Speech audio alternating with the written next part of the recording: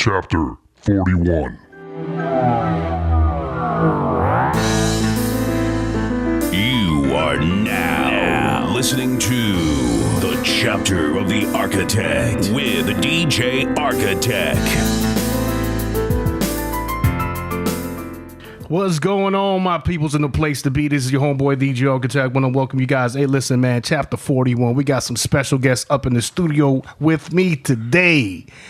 Big dog VickeeeVick is back in the house. VickeeeVick, what's up, man? What's going on? And my homeboy, Kenny to my right. my homeboy Kenny Ken in the place to be. How you doing, Kenny? What's up? What's up? Hey, Vic, how you been? I know you've been busy doing a lot of music production, right? Yeah. Tell me how's that been going for you, man? It's been going good, man. Me, Greg, and Dazan are trying to get the second album out by August. Because we finished one album, it's on Spotify, like, Apple Beats, Tidal, wherever, YouTube. What's the name of the album? The name of the album is, what is the name of the album, bro? Yo, you know what's so funny about this? Like, I'm so deep involved in so many other projects that... You're the shit like titles. Bro, exactly. It's like not the titles... imperative, right? Yeah, because like I'm starting to learn, like I'm trying not to dwell on one project and one beat. Because when I do, it's like... Man, the only way you get better is by if you keep creating. If you just keep creating, like let that go. You feel bogged down, right? Yeah, like I feel the same way too with certain songs. Exactly. You can perfect this one. You can spend 10 years on this one song, dog, you're absolutely because you're right. thinking about it. Meanwhile, you could have got way better if you would have kept producing. As far as getting better, because, dude, let's be real. 70% of the battle is knowing the damn software nowadays. You know what I mean? And if you can really know what you're doing with the software, then you're going to be able to create those sounds that you keep getting in your head are finally going to be able to get put out, man. I agree. And but yeah, it's still no excuse. I should still know the name of the title. At the minimum, how many tracks on the album? No, it's 5 tracks. Oh, Carlos, you mixed it. Oh, those are the songs that I mixed. Oh, okay. Yeah, those are the ones. Yeah. All right. Yeah, you did a man. great job on it, by the way, appreciate too, you, man. Yeah, great beats, man. Oh, it's just volume 1. That's what it is. Now I remember. It's just volume 1. What hardware or software are you using to produce? So right now I have a mini MPK, which is it's a MIDI. You connect it to your computer through MIDI, and it's dope, dog, because you don't have to do anything. You just plug it in, and boom, it starts working. Usually you have to mess with the MIDI settings, some shit. Make it talk to the interface. It's a pain in the butt. Yeah, exactly. Sometimes you'll have like misconnections or whatever. Oh my goodness. And one thing that FL Studio, I caught myself, I almost said Fruity Loops. One thing about FL Studio is... They make it user friendly. Yeah, bro. Like especially when you just plug in the MPK Mini, boom, it's in. It just starts talking to each other. Yeah, and so I'm using that to chop. I still have my machine, and I actually plug in my machine to my to FL Studio if I wanted some. If I want to have some drum fills, because it's nice to feel the pads as opposed to the Mini MPK. I didn't even describe what it was. The Mini MPK is like a 32 mini keyboard with 8 pads. Yeah, sort of something like that. Exactly, but it's literally like this big. Oh, it's small. Yeah, it's tiny. Oh, yeah. So I've been doing most of my production with that, but I still have the MPC and the machine. So the machine I still plug in whenever you want to get those nice pad feels, because there's nothing like the MPC pads, man. Like, that's why you're using the MPC for sampling, or for sampling, or like drum sequences. Drums especially. Right. No, well, actually, not even sequences. Just to hit them. Yeah. It feels like, and it brings it back to high school, man. That's funny that Kenny's here, because you remember when I used to make beats, it was on the table. It was like this, dude. Yeah, I know this. Like, you know what I'm saying? It was you and Jamil, right? Yeah. We should do it. Make one way back in the days when I was coming up. So absolutely. You were in the midst of it though. You were like in New York, dog, where it was. We thought it was big at our school. Imagine what it was in New York. We'd be at the lunchroom. Somebody would be beating on the lunch table, and there'd be 4 or 5 people in a cipher, just and people walking by with the trays. I was the guy in the cipher while somebody was making a beat. Yeah, it's crazy. It's off the hook. That was chills right now. You saying that? It's off the hook. Seriously, I remember the high school football games, and we wouldn't even watch the games. We'd be up on that black platform behind the audiences and stuff, and we. Just somebody's doing a beat with their mouth on the wall or somewhere. Yeah, and then there's like a few of us. We're just like talking shit on each other, trying to just rapping and stuff. You're a sweetheart. And then Dude, those days were so much fun, man. Well, I still remember when you rapped at the assembly. Have you talked about that on the podcast? We did. We spoke about it. That was so sick. Though. That was so much fun. Yeah, oh man, hey, everybody Kenny, was so about it, man. Before let's talk about you for a second. Kenny, how you been, man? It's been a while since we had you. The last time we had you here, I believe Officer M was here. Yeah, and we were talking about that police culture. Podcast, that was a great podcast. That was the second time we had him. We got a lot of positive responses on that one. But how you been, man? Before we started recording, you were telling me that, ladies and gentlemen, listen, Ken is a prime Marine. This guy, his body is cut, chiseled. This guy is something else. Looks like a G.I. Joe. Yeah, exactly. Off the hook. Mini fucking Incredible Hulk. And he puts video on social media and photographs of him lifting weights and working out. Fucking killer. So we were talking that you were probably... you're starting to help people out and put their plans, their meals, their exercise. Tell us something about that, man. You looking to expand? What's cracking? Yeah. So my goal was just to. All right. So right now I have a career. I'm a computer hardware engineer for my company, and I do stuff on SolidWorks, 3D modeling, and stuff like that. So I have a job, and with all the part time that I have left over, I try to make America healthy again. Nice. Yeah. So you gotta make some hats. Yeah, so you gotta make some hats, bro. But it's so I hate that everything has a dollar sign on it, and I do. I hate it. So I'm just trying to help as many people as I can with the time that I have to try to develop them a plan. So you get a meal plan, you get your exercise routine. And we'll go over everything on a personal level, personal level, and customize everything according to that individual. Whether they have any type of disease, they take any type of medication, injury, and stuff like that. And I cater to all that. And if they go to a gym, work out at home, I'll work it so that you get a killer workout and a good, nice, healthy, spread out.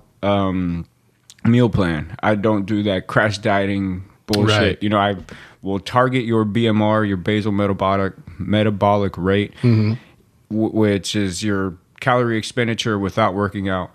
And then with working out, I'll add some more calories and stuff like that. So that way you're not starving and stuff like that. You could eat 5 nice meals a day. Hey, what do you think about that 16-hour fast eat? And then wait another 16. I'm an advocate for it. Are you? And it's not. That's what are the good things about that? I mean, I've read them. I do it, but I do it not because I want to, but because of when I go to work, man. I'm on the go.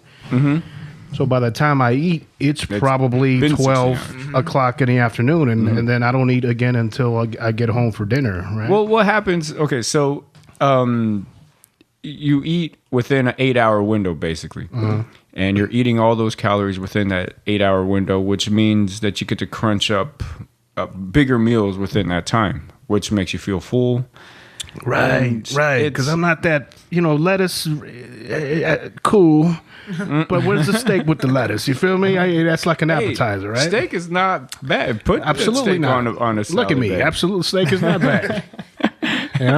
But it's so a 16-hour fast. I'm an advocate for it as of right now. All the studies have been positive. They've been good. People are more energized when they start working out during their fast. And also it's supposed to help burn more visceral fat, like the fat that's been sitting around for a while. And so you don't have to, and I mean, they say that the difference is kind of minuscule. In essence, it's really what you put in during the day and what you put out during the day. So it's calories in over calories out. That is technically what it is if you're talking about weight loss or something like that. Right. But not everybody's trying to lose weight. And that's why I'm saying when I customize to an individual, they're like, I just want to lose this extra layer that I have covering my stomach. Right. And, like if I flex, I can see the top 2 really good. I want to get the last little bit. And then it's like, all right, well.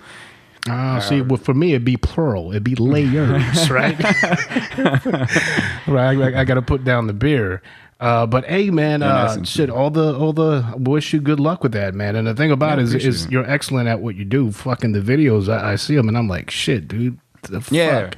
See, and that's the cool thing because Yeah. I get feedback from it, and people are like, "Oh, I got new workout routine because of the videos that you that's put up." tight. And I'm not Yeah. trying to hide anything or Boring, anything like man. that. Yeah. Sometimes it could get so mundane doing the same thing over and over, dog. Like that's why I started taking Muay Thai because I was like, fuck, man. Like I getting tired of thinking of what to do every single day. What workout should I follow? You know what I mean? That's half the battle. Is that just give me a plan and I'll fucking do it. Because if that's your passion, you're coming up with the plans. You know what I mean? You're coming up with making it easy for us. Just like how if we make music, we're doing it for them, right? So they don't have to create it. They can make the music. That's the same shit So for you. yeah, you're Like, doing same you're thing. creating the template. Yeah. Right. Yeah, man, because I go swimming every Monday and Tuesday and I fucking love it, man.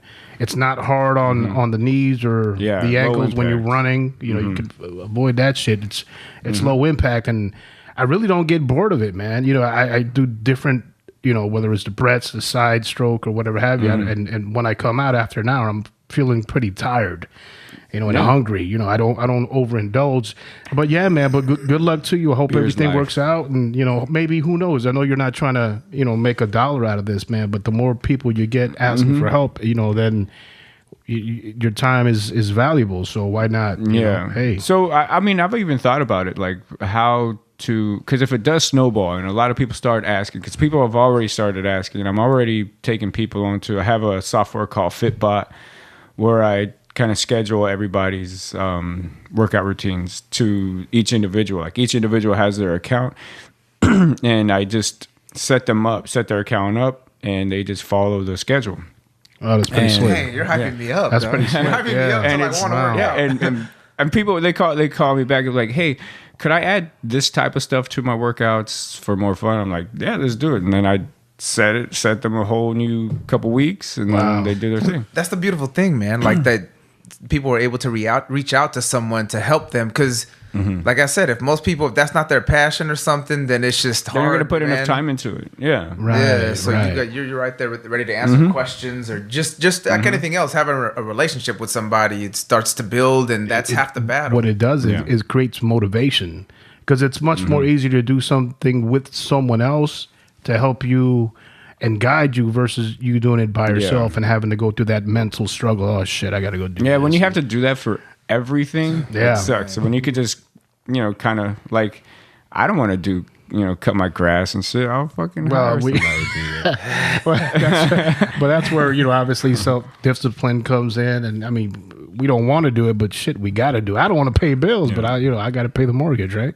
Yeah, absolutely right, man. But yeah, man, good luck to you. I hope everything, you know, works out, and I mean, shit, you're doing everything the right way. You definitely got the physique for it, I'll tell you that. But yo, VickeeeVick in a place to be, man. You haven't been in the studio in a while, brother. Yeah, it's been a while. So listen, real quick, we're not This studio. Yeah, yes. this studio, right? To be specific. We're By the Pacific. Absolutely. We're not gonna talk on it way too much. We're not gonna go into detail, man. But you're getting married, dog. Yeah, man, I'm getting married. What finally made you decide to go ahead and make it make it official? I mean, we've had a lot of talks about that, which I appreciate, man. Everything you and your wife have. Yeah, man. All the advice you guys have given me, and just consulting with little older people. And dude, like I mean, we've been together for like 8 years, bro. Like, what are we waiting for? Like, you know what I'm saying? Yeah, man. My aunt, yeah. Yeah, man. Been that long? Yeah, dude. 8 years. Been that. Like, I'm ready to get the tax breaks, bro. Like, let me get the tax breaks. Like, what am I doing? Right? Like, I feel you, dog. but yeah. And I'm sure she's like, "Hey, come on now, yeah. You you shit know or it. get off the pot, right?" Yeah, you know how that is. But congratulations, man. I'm happy for you. I've met Virginia, lovely person. I think you guys are a good couple, man. You guys are gonna be straight. Thank you, man. I You know. appreciate it. Thank How's the dog doing, man? Kyla? Oh, Yeah. she's good, man. She's still freaking rambunctious and crazy, obnoxious when people come over. Like, this all came over Friday night because we were finishing up a beat. Or actually, I laid down some drums only because Dazan used to always ask me, dog, lay down drums. That's it, please. And I'm always coming with them with so he can play guitar on top of it, right? Exactly. So you Yeah, can have man. guitar, keys, string, Yeah. because Percussion's first, right? yeah, exactly. So every time I used to just always come up with an idea for him instead of just some simple drums. You know, like I said, keeping it simple, right? And so I was like, all right, let me just come up with some drums. I just added some. I I had the kick, the snare, and then some hi-hats that were kind of going from left to right speaker. Like the little stuff, like panning like that. Panning, I used to never do that shit. That's what I mean. Like, I used to never do that shit. So if I'm on the software half an hour a day, I'm learning that stuff. And it makes the sound so much fatter. It makes it when sound you double up. fat. When you double up, like sometimes I would hit a snare and then do like double up the snare, but go find a different snare sound, and then just double them up, and they would be two different sounds, right, coming down on the downbeat. And your ears take that in as beauty. Like a lot of the snares we hear. And then if you pan it like, a quarter to the left and pan the other channel a quarter to the right, it just gives it a different dynamic and sound. And you're like, holy, there's so many different things. Yeah, hell yeah. It sounds, instead of it making it sound like it's coming forward, it's kind of coming from here. The side, yeah. Yeah, so you're like, and when you start paying attention to that shit, it's amazing. Especially if you put them on headphones, you could really then listen to the detail and find out, fuck, whoever mixed this shit did a fucking excellent job. Last Sunday, for Chapter 40, we had two great drummers in those seats, man. Adrian Gonzalez and JJ Lopez. Fucking phenomenal, man. It's funny, JJ was telling me about Adrian for a long time. He's, hey, man, this guy's like a big, well-known drummer. This is what he does for a living. And, we're getting ready to leave, and we did the interview, and just like, hey, man, you have no idea who you had in your house, huh? And I'm like, nah, he was cool as fuck. He was humble as hell, real cool, chill guy. And we go outside, and the guy's got a Mercedes out there. I'm like, holy shit. So I start like fucking Googling who this guy is, and I'm like, oh, this motherfucker is legitimately in the Mexican world of music, somebody that's making pretty good money. And I was like, holy shit. But very, very humble individual. Oh, wow. Yeah, I was looking at the video of him playing. He was like recording himself with the I guess it might have been his phone, and he was still like keeping up the rhythm with one hand. I was like, holy shit, great. The podcast itself, I was editing it yesterday. It was about 3 hours long, close to 2 hours and 50 minutes. I had to edit a good 50 minutes of it just to kind of conserve time. I was like, holy shit, man. Pretty good podcast. But that's another thing that you're a perfectionist in too. See, with editing and stuff like that. Hey man, but I could say the same to you when it comes to video editing. I mean, eventually I would learn it, but this is what I've learned, man, because I love to play piano, guitar, but being a jack of all trades is cool, but you're never going to be a master. You see what I'm saying? So I'm like, fuck me, trying to learn how to common, right? Absolutely. Trades, but the master of none. Yeah, man. I mean, don't get me wrong. It's nice to have all these tools, man. But I said to myself, all right, I got to concentrate on one thing, and whether it's editing, mixing, music, or mastering, or whatever have you, then I'll stick to one thing, man. But yeah, man. So tell us about the second album coming out. So the second album, we're trying to get another like 10 track album this time, just beats, man, just to have them out there, and we'll go to a couple shows in Orange County and just pass stuff out. But mainly it's just being prepared for that opportunity that can eventually come. You know what I mean? Because we can't expect to put out one album and it's going to be, there it is. Like, we got to get better at our crafts, and you never start getting better at your craft. The only way you get better is just keep making music, man. Yeah, and finishing up the damn tracks too. That was my issue before. Like, fuck, I would, am I allowed to curse? Yeah, man. And you are. You have a bunch of tracks that are 60% done. You can't really show them to anybody. They can't really do anything with them, So that's half the battle. And then the other project that I'm working on, so one project is me, Greg, and Dazan, right? Me and Greg kind of make the beats. Dazan plays guitar, everything. Another project that I have going on with one of my coworkers when I used to work in Camp Pendleton, and he's like more like traditional. He loves traditional hip hop. So we're chopping up samples like Jizza would chop up samples, like 90s sound, right? Where it's not too complicated, but it's so rugged and raw. That's what we're trying to do there. Just keep it. Honestly, that's just real simple. Like I keep making beats and thinking, I'm gonna spend 3-4 hours on beats, but then it's also a beautiful thing to spend 5 minutes on a beat, and that's it. And see if people like it. Just put it out there, though. And that's what I feel like Wu-Tang and Jizza and them were so good at, dog. Not overthinking anything. Right. Like they just put it out raw, and most people, 99% of the people, aren't gonna realize that, they didn't spend too much time on it. No, it's just gonna sound sick to most people. It's either sick or whack, right? Because, whether you like it or not. Yeah, because either it's the key that makes the song, and then it's going to be the MC that's going to enhance it, and that's all people hear, right? I think that's what they're more known for, not the beat, really. It's just the rapping. The rapping. Because that's what people wanted. People just wanted a hard bass hit and an MC just doing his thing. And yeah, you're absolutely right. But the producer is imperative. The music is imperative. Like I think you and I we've had this conversation before. If I play a song and I give a song about 7 to 8 seconds, and then I understand there's an intro, so I'm waiting for the actual verse music to hit. And if it's not sending me or capturing me some way or the other, if I don't like it, I'm fast forwarding. I don't give a fuck what he's about to say. The music hasn't grabbed me. Yeah, and just their production, was never flashy. To add to what Kenny said, how it was mainly more the MC. It's true, but then you have the producer geeks who are like, who made those beats? And then people start loving their beats.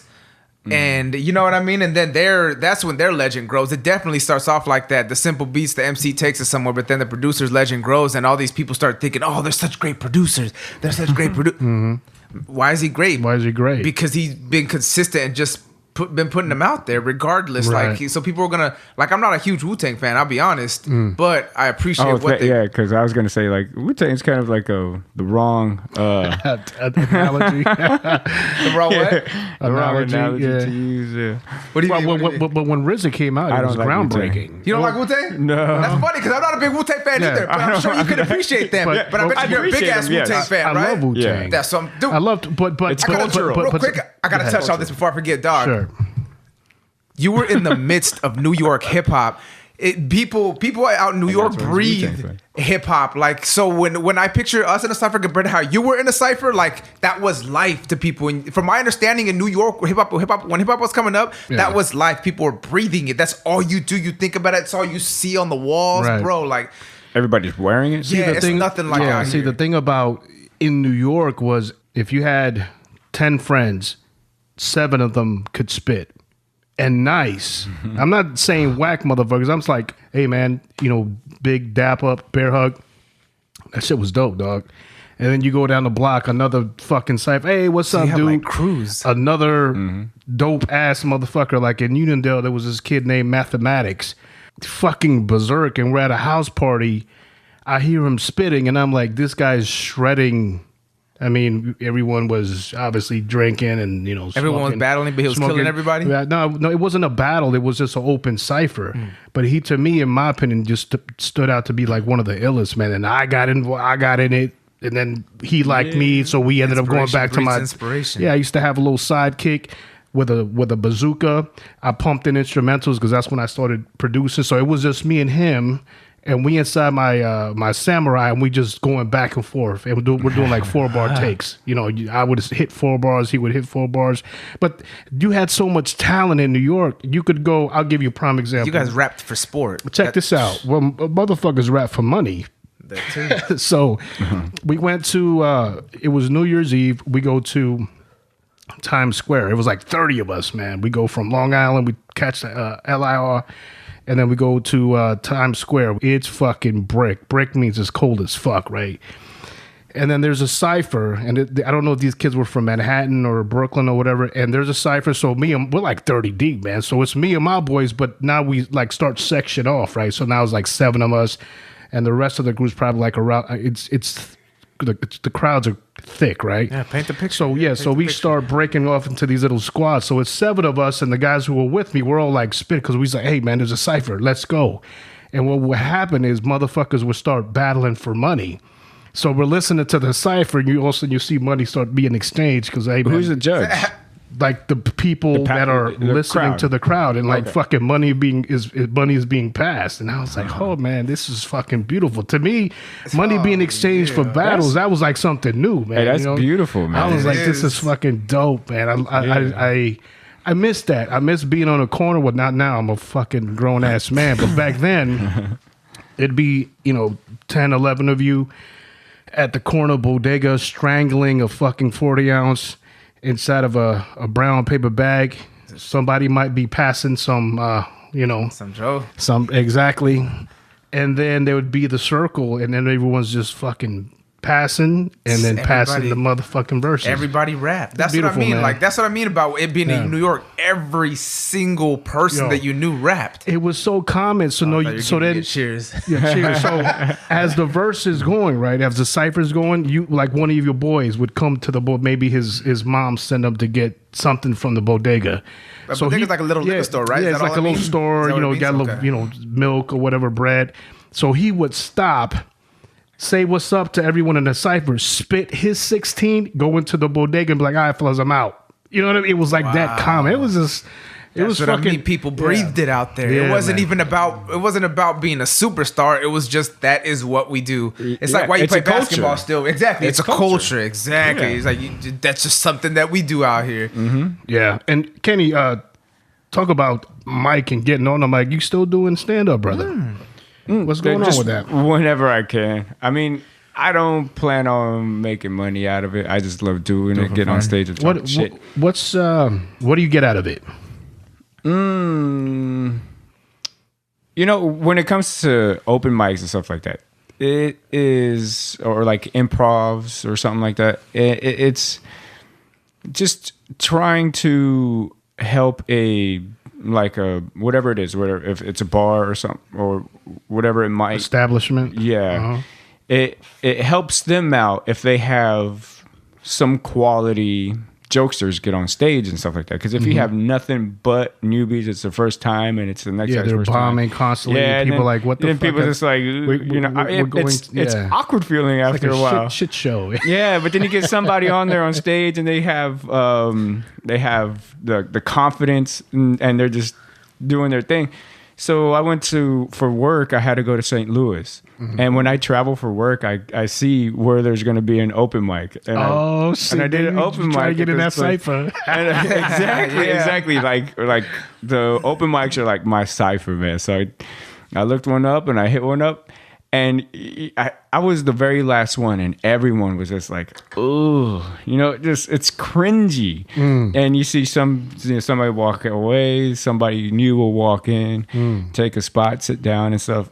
But when they saw me get up there, I have all my jokes lined out. I know what I'm going to say. I'm going to say my. How long is your set? Shit. How long was your set there? Right there, it's just only like 5 minutes. Damn, that's a long time though, dog. Yeah, 5 minutes? No, it's not enough time. 5 minutes for me, I'm shotgunning shit out there. But are you? What about when you're bombing though? If you bomb, because I mean, move on to the next joke. That's what I'm saying. Like, 5 minutes has to seem.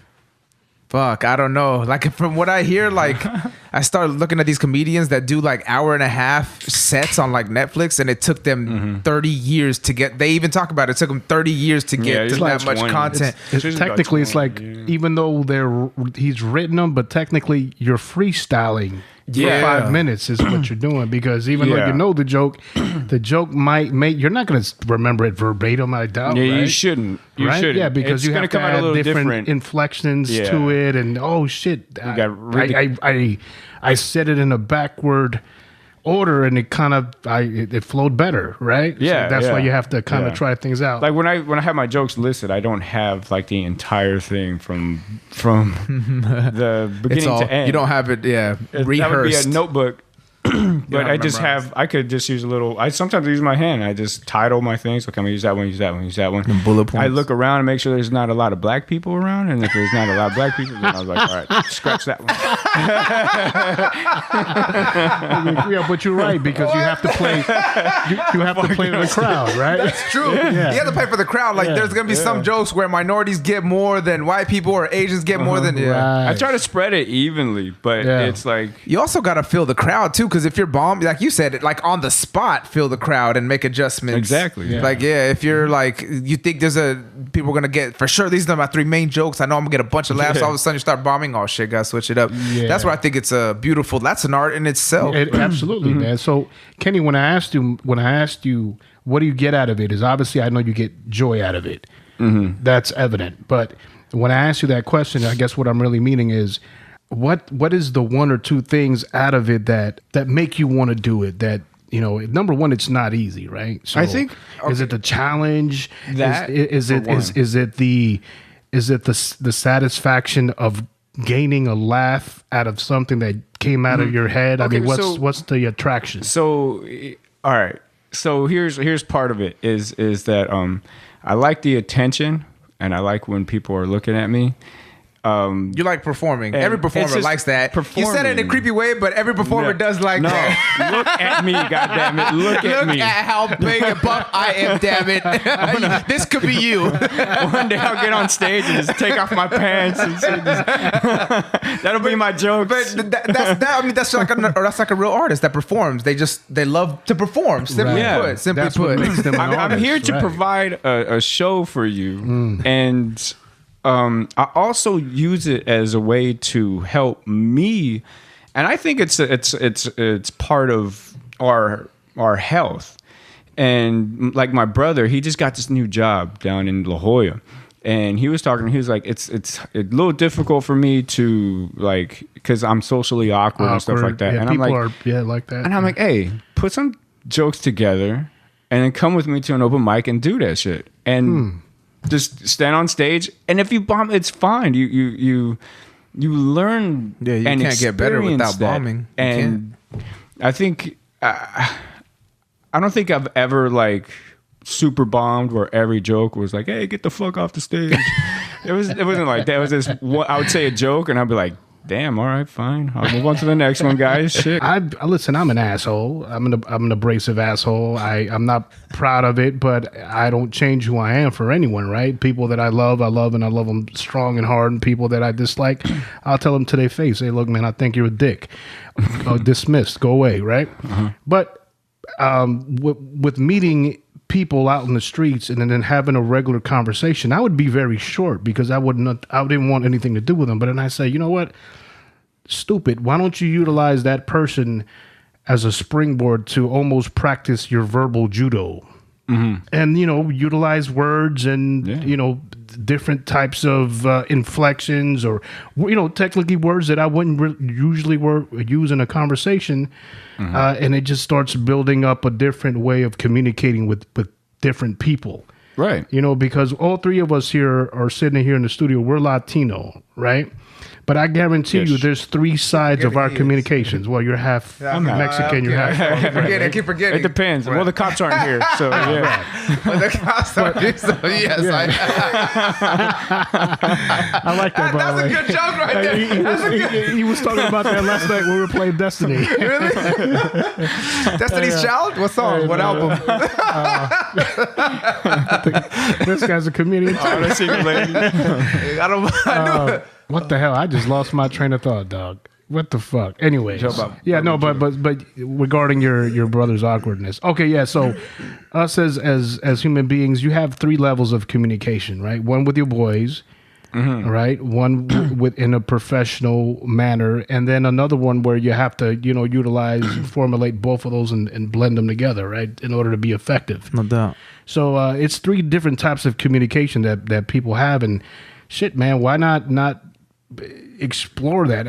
It never hit me to be like, yo, man, why don't you expand your vocabulary? I did it when I would write rhymes, but it was only for that purpose. But now I was thinking totally like, hey, man, you have to communicate more effectively. You're saying, because a lot of the time you come across as a knuckle dragger. You know what I mean? And maybe I wanted to come across as a knuckle dragger, and sometimes I did it inadvertently, like a certain slang, a New York thing would come out. And what's the other one? It's like a mouth breather, right? Or something? Yeah, man. Yeah. But hey, man. So we played Destiny 2. It's a PS4 game. So we were doing a raid last night, and so you guys finished the raid, right? Yeah, we finished it. Hey, what do you think of the new software that's coming up? The new updates for Destiny 2. What do you think? I think it's finally going to be promising. I think everyone was so upset with these last two. Oh, man, that it's finally gonna. What was wrong with the? I'm not into the game world, so I don't know if you could break that down for me a little bit. But when you mean software, when I think of software updates, I think of Microsoft Word. I'm updating my software. There's new features now. That's what I think of. In essence, it's new features, but here it's like adding on to a game that already exists. So you're playing this game from A to B with a bunch of side stories, for lack of better terms. And then when the software releases a new when the software releases, do you have to buy the game again, or do you buy That's just the thing, the and update? that's Or why what do you buy? everybody's mad because you have to So- buy that update. So it's a DLC, right? So when a Right. new game comes out, you could either buy the season pass, which will include the 2 DLCs, right? Which is like 2 different first 2. upgrades, right? Right. And then obviously they're going to charge you more money. And I always do that. I'm like, oh, might as well, it'll save you a little bit more, $30, $40, I'm thinking, it's right? like 20, so it saves you money. But the problem is that once you complete the vanilla version of the game, then you're waiting on this new portion of the updated game to come out, and when it comes out, it's a huge failure. Like you could tell there's laziness, lack of quality, just piss poor work being done. Yeah. Correct? It's just the mechanics of how it operates. That's what a lot of people are upset with.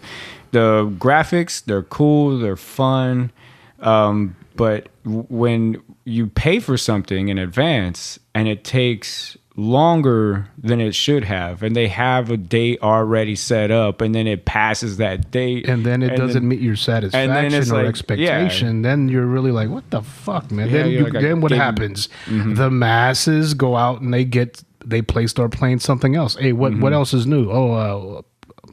We're a Monster Hunter. Boom! Everyone gravitates to that, and now slowly everyone's coming back to Destiny 2 because they're like, oh shit, man, new raids coming out. Let's see that. But before we even can do the raid, we have to get our light level up. Right, you have to grind it out Yeah, to be able even to be get into the raid. Exactly. Yeah. I know this is boring you, Vic. Like, No, yeah. I just don't play video games anymore. I used to play the hell out of my NES back in the day. oh, I though. used to love the NES. Dude, I used man. to fuck, man. But then, like, I just don't. What were your I feel like I barely have time to go to the gym right now. Fuck. At being someone who operates a certain software like you and myself in SolidWorks, and in order to become really good at it, you have to practice at it, right? But especially for like software engineers and computer scientists and stuff like that, you have to understand like the amount of work that went in to make an entire world outside of our own world. Right. So like this world is There's a lot of people paralleling us. involved. Right. Making that project. People that make those Right. projects, no doubt, they are a one of a kind. Dog. And that- like the supervisors, everybody has to be on one page. And I mean, in like Battlefield, the Battlefield games, I love Battlefield 4. It's really fun to me, and they have an entire department of physicists that creates the equations to input into the algorithms That's how for much the line money is code into these games. So like when a round is shot at a Right, sniper that's rifle, exactly what I was thinking it's about. going to arc, right? We were talking about So- the trajectory, exactly. from muzzle to player Yes. or enemy, right? Yeah, and and there's So much work. There's so much. That's crazy. work. It's And insane. The thing that I've noticed about those games, Battlefield, right, is it's not like it's probably one of the most realistic games because Yeah. if you're a sniper. Yeah. If you're a sniper or you're attempting to kill someone with a long shot and you're trying to hit them in the head, the arch is real. Yeah. So you don't aim According at the to head like a gravity. regular game. You'd aim at the head and you kill them. Yeah. That the bullet doesn't work that It way. doesn't go So the straight. trajectory. So Yeah. you have to do what's called like Kentucky windage. Yeah, you have so to you have to elevate. the muzzle to have the trajectory of the round hit. Yeah. And the first time I did that, I was like, "Oh shit! Okay, let me use Kentucky windage," and it was on point. I was like, "This fucking game is It was dope." real. Yeah. It was so, Because it was so realistic. real. Yeah. Okay, here's the other thing. So I was a tanker in the Marine That's Corps. insane You get in that a they can tank in make that that. game, and it is just like fucking No real life, shit. dude. It No is- shit. And even the trajectory of the tank round that comes out, boom, No shit. and you could see the round arching. Wow. It's and I think what happened is that I built such a high level of appreciation for the people that made these games, and that's why I'm so drawn to them, because it's just amazing. Because you got to understand that a these lot of guys, work. they're Dude, making the robots and stuff that we use that we don't know that we Yeah. use. and Check it stuff. out. And That's equivalent to, you know how you guys are using software that people made? That's I'm doing the same thing. Mine is just a music one. I'm Right, using software that exactly. people that made Fruity Loops, Exactly. and that, you know what I mean. Yeah. We're not the people creating it, but my gosh, it has such a Yeah. profound effect on how you produce and how you do your thing, the way they Yes. program it. So Yes, I think the developers, their job is look at that. We found a parallel. difficult, extremely difficult. You know what I mean? But I would much rather just sit back behind a keyboard and create and produce music, because to me it's so much more simpler compared to what they do. I think that's a lot more detailed and in depth, man. Super. I mean, it's I mean, you're a different type of person. I think if you're a computer programmer like that for the video game software, like you're dedicating your life, I feel like, a lot of times to make that game while they're making the game. I'm pretty sure they have the amount lives. of work. I kind of feel like they're diggers with a teaspoon, and they have to build and create these fucking caves, digging for caverns gold underneath with and they're digging it up with a teaspoon. It's just fucking long, hard work, man. Long, hard work. Man, I tip my hats up to you guys, man. Hey, fellas, listen.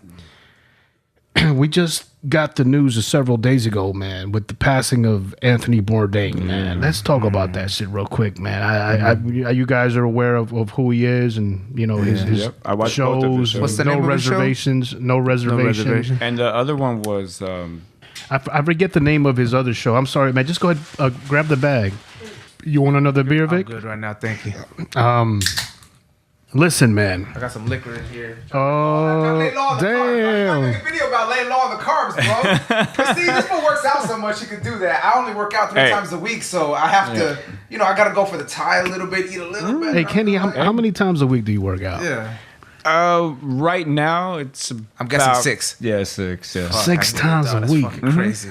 It's a beautiful thing. It's fantastic. Yeah, but sometimes what I do on my days off, I'm all about beer, man, and It definitely tastes way better than liquor. Hey, I think so too. Yeah, and with liquor, it gets carried away with me. Like I have a little, I have a you're like glass my and another Dios and my glass, and then I'm Diaz, like, dog. fuck, I'm fucked. You're like my Uncle Pancho, dog. That's what you're like.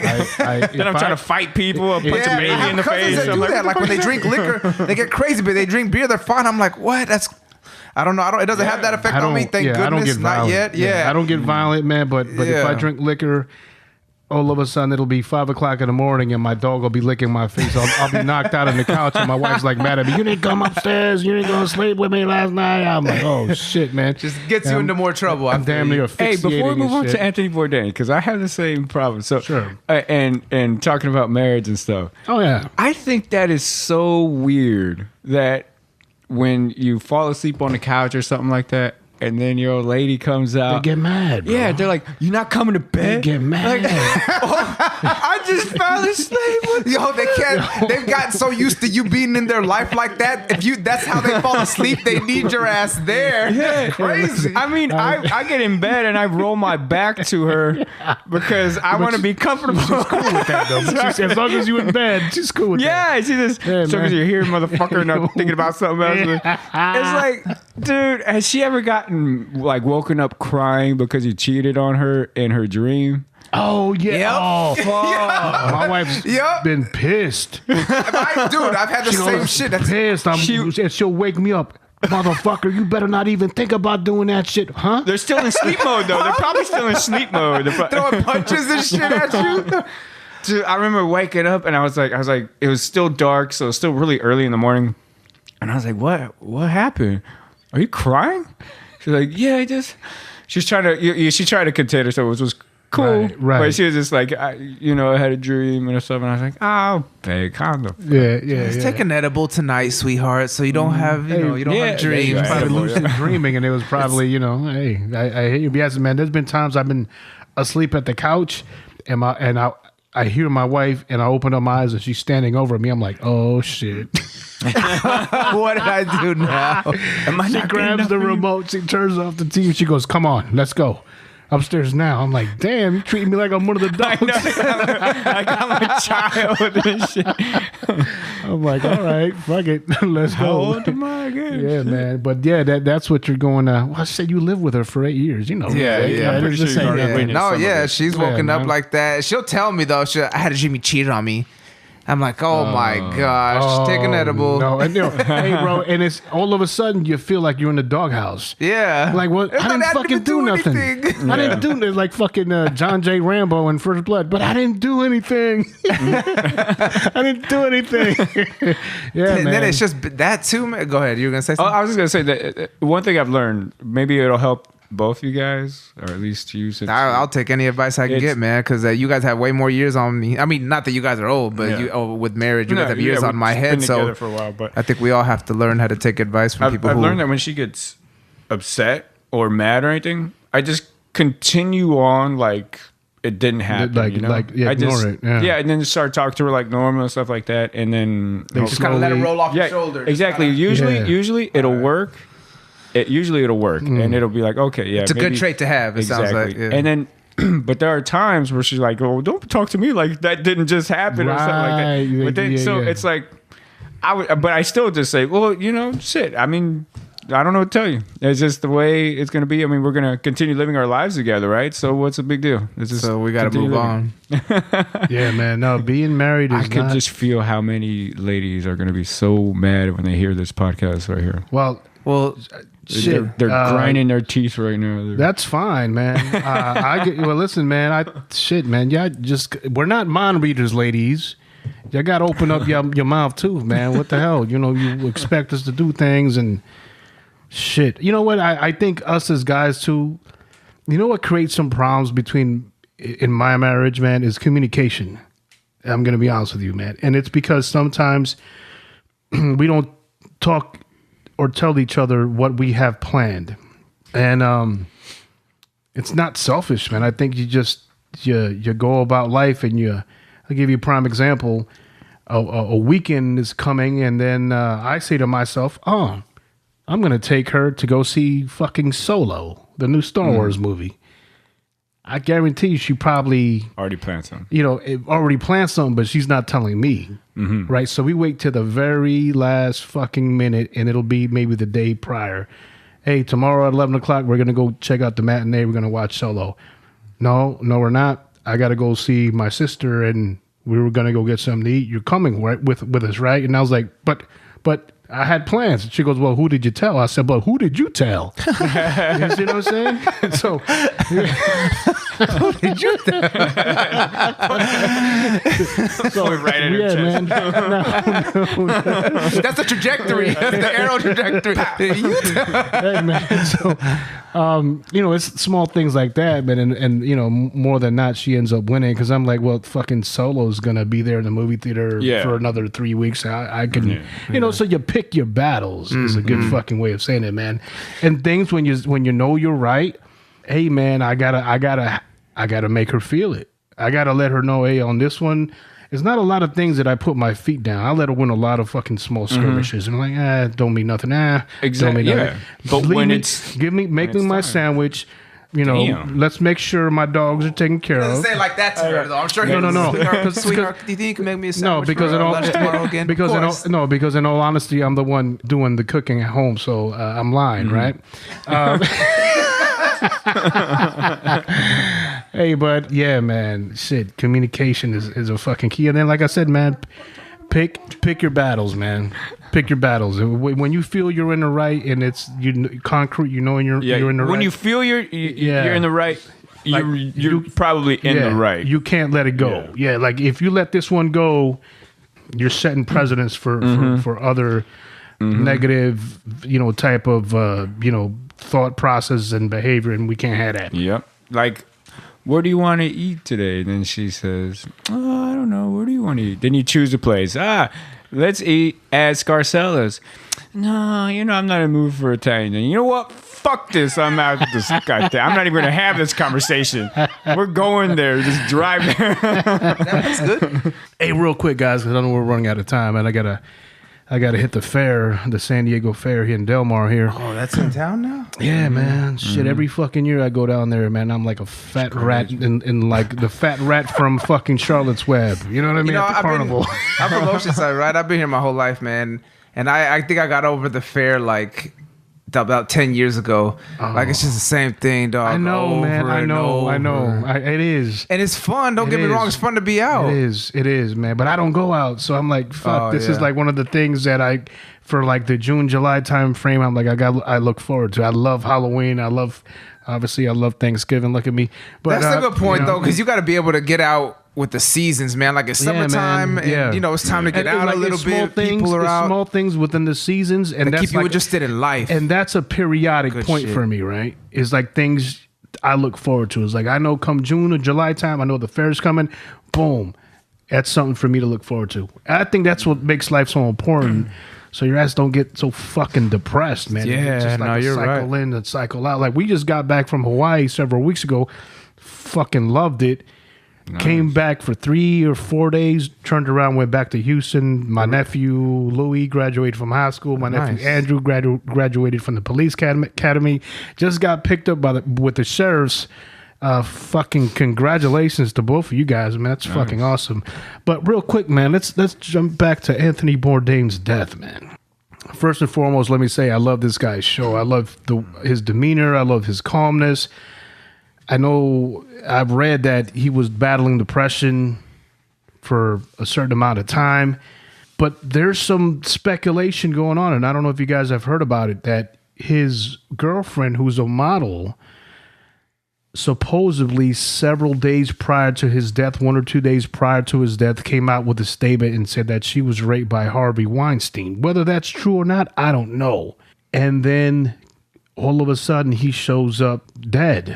So a lot of people are saying, the conspiracy theorists come out, oh, well, it's Harvey Weinstein's people kind of like trying to silence. That's the way they're getting at her, is to get to him.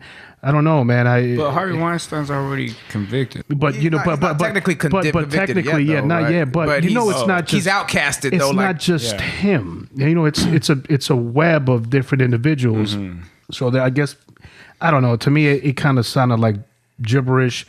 I know Val Kilmer took a fucking verbal tongue lashing and saying how, what's the word that he utilized? Selfish it was for him to commit suicide. Mm-hmm. I don't think that word is appropriate to use, man. Let his family mourn in peace. Don't bash the man. Don't bash the guy. He's dead. He's gone. Yeah, technically, yeah, we're all entitled to our own opinion, man, but you kind of got to give the family some kind of compassion. Yes, thank you. Compassion, man. Don't some empathy. Yes, man. Don't kick the man. The man's in his coffin. How can he rebuttal? I just didn't agree with his statement, man. What are your thoughts on that? I thought it ruins everything for Val Kilmer for me. Shit, because I hate that shit, man. I had a friend that I went to Iraq with, and when we got home, he killed himself. Why doesn't anybody say the same thing? Oh, you took the selfish way. Man, fuck that. Fuck you for even mentioning that, for one.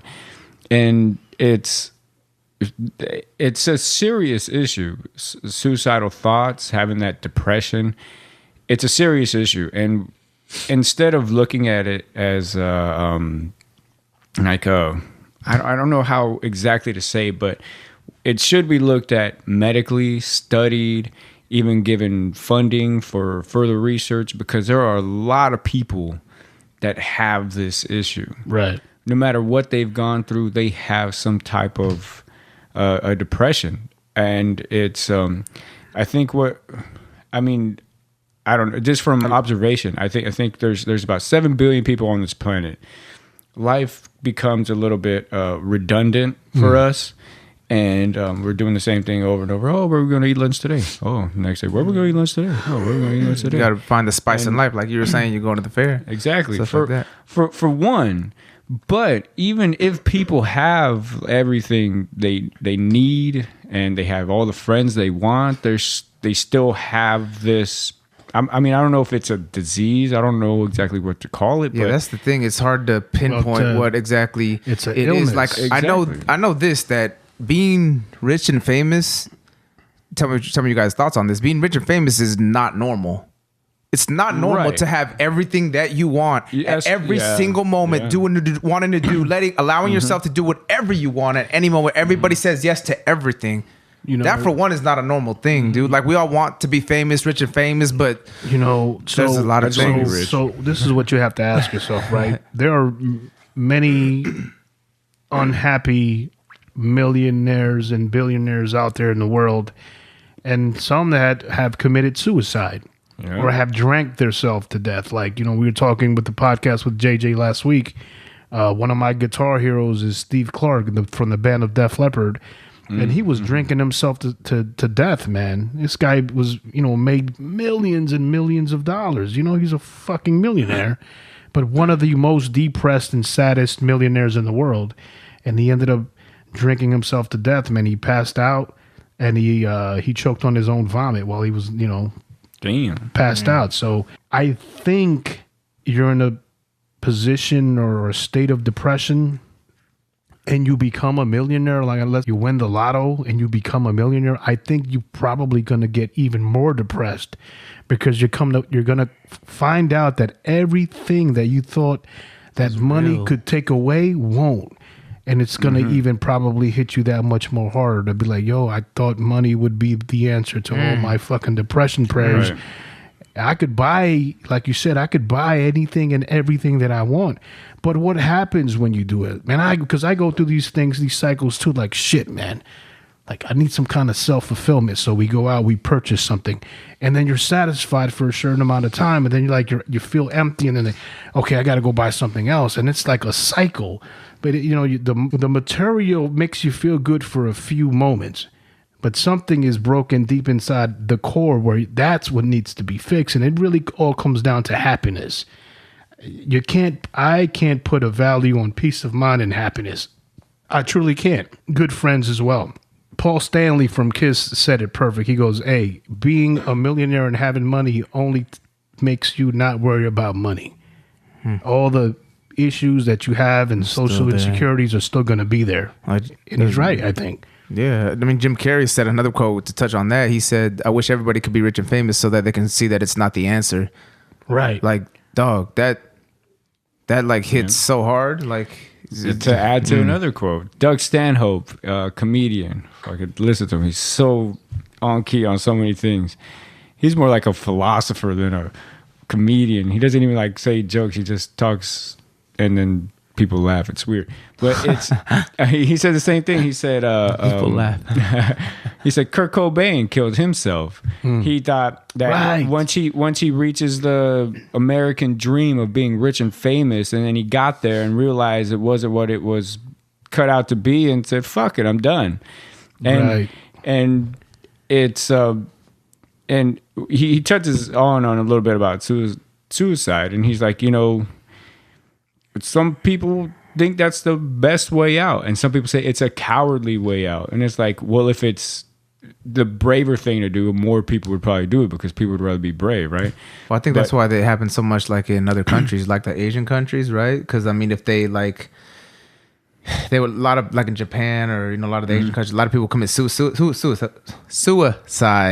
right? Because they, whether they made a bad decision or in war, like they would kill them. Like, have you heard that? Like in Japan, that there's like a high rate of suicide because if they like disgrace the family or something like that. Yeah. Right, the honor factor. For them, it's like, what sucks about that culturalism is that they make one mistake that you could totally recover from, and they still kill themselves. It's that serious to them, yeah. Yeah, which I think that might be like a different topic.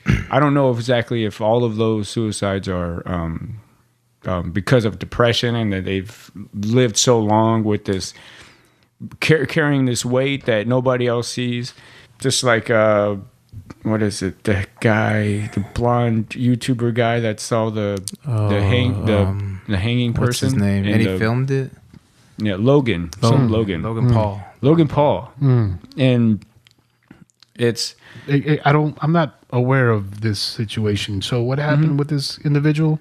Oh, okay. So he's a YouTuber. He has like, I don't know what, like 10 million. Yeah, he's like garnered like movies. He's been in films now because of he started YouTubing, vining, and just an internet star they call him. And honestly, before that whole situation, I thought he was chill. He was entertaining sometimes, but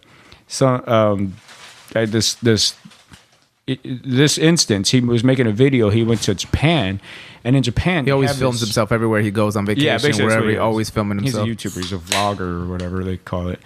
And he went into this forest called Suicide Forest or something. Yeah, something like that. And And Right. randomly, if you go through there, people have found Dead people bodies, that commit right? suicide because people go there to commit suicide. And suicide. Yeah. basically, him and his team, they saw a person hanging in a tree. They didn't do And anything. the way he reacted was really weird. And I think that's what... He didn't do anything about it. Like from my understanding, he just filmed it, and they didn't do anything about it. Instead of helping him, they just kept filming. Right. That was the internet's or outrage. Stopped filming. Or Because stop- exactly, or for the stopped, dignity yeah. of this person that committed suicide, he kept filming, almost like taking selfies with this hanging dead body kind of deal. Yeah, it's kind of disrespectful, a little bit morbid, I think, just, right? Yeah, and I mean, It's fuck tough, him for man. that, but It's tough because these guys are just in their early 20s, man. How many stupid things do we do in our early 20s? But now it's the camera. Everybody has a camera. Everybody's always filming. So people are still going to do stupid stuff. It's just that now you have it on tape. So it's like they're not any worse than other. It's tough because I don't want to say he's worse than another person or worse than another generation who didn't get caught because there weren't cameras going on there. It's just tougher for the younger generation, I think, to live this way. I agree, man, because of the social media and all that. Well, let me just say one thing before we go, guys. There was another posting that I kind of agreed with. This individual posted something, and it said something along the lines of this: don't put out these 1-800 suicide hotlines when a suicide occurs. And we're talking about, Anthony Bourdain's suicide, so-called suicide. Don't blast out these numbers then when it happens, because by then it's too late. He goes, reach out to the people that you know are in trouble, or the people who even aren't in trouble. Just go and call your friends up and like, hey, man, what's up? Let's talk. We haven't spoken in a while. Yeah, that's and just true, reach out to people, man, because that call could be the one determining factor that stops them from doing something that's, unchangeable. But guys, listen, man, I appreciate both of you guys' time. Vic, you got to come back. Ken, you got to come back. Sure. Keep us updated with what's going on with the album. Vic. Yeah, I will. I'll probably be sending you the tracks so you can master them again, or compress them again, master and mix them. Absolutely. And it'll be a little more organized this time too, as far as separate tracks and stuff. Okay. Where do we go to buy it? Thank you. You can't really buy it. I mean, you can buy it on iTunes. I'm sorry, you can buy it on iTunes, but I mean, who buys music anymore? Or at least that's how I feel. So, but you can go on YouTube, Spotify, Apple Beats, Tidal, YouTube, iTunes. iTunes, it's $1 a pop, but if you got Spotify, you're paying $5 for 5 songs. Why not pay $10 a month and you can just get all the songs in the world? I'm not trying to vouch for Spotify here, but that's how I feel. No, that's fine. I mean, if we could, I think because then it goes to downloads, right? Yeah, streams, or streams or downloads, and people see that they're streaming and downloading your stuff. Exactly. Then it ups your numbers, right? Yeah, exactly. Yeah, Nice. yeah. So All you right. can get it on all Nice. those. Well, guys, hey, man, once again, I appreciate your time. I got to head down to Delmar, the fairgrounds, to Get the, drunk. you know what I mean? Get me some It's sausage. the chocolate, deep fried chocolate. Some sausage, chocolate. pepper and onions, some, Sundays. Fry ice cream. What the fuck Oh, is man. Deep I fried don't know, but pickles, deep fried frogs. I'm a try. But ladies and gentlemen, listen, I want to thank my homeboy VickeeeVick and of course Big Ken and the Place to Be. Thank you guys once again for your time. Ladies and gentlemen, this has been chapter 41 for your monkey ass. I am DJ Architect. Want to thank you guys. Love you guys so much for listening to the chapter of the Architect. DJ Architect out. OG Architect.